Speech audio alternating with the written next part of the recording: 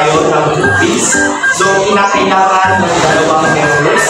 So, ngayon, ang unang magtatanong ngayon ay sila Ash at saka si Vance. Yes! Kasama ko si Ash! Buhat na naman ako! Hey Ash, we have a film tomorrow for the commercial. And you need to be there exactly 11 AM. Walang problema yun sa akin, bro. Ako pa ba? Pupunta ko on time. Wag kang mag-alala. The next day. Ano na kayang oras? Huh? 11:31 na. Tagal ni Ash. I said 11 AM in the morning. Wala pa siya.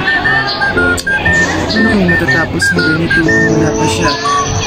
A few moments later. What's up, bro? Pasensya ka na. Late ako. Ilang minutes lang naman, no?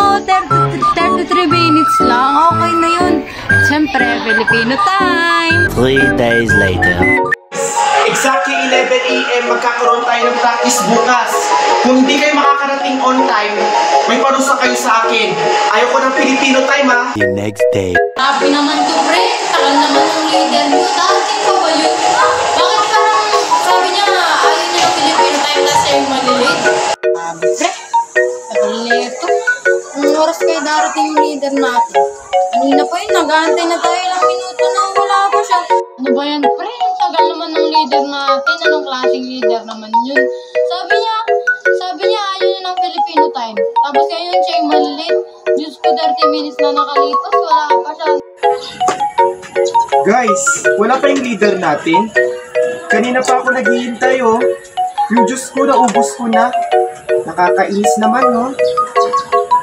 An eternity later.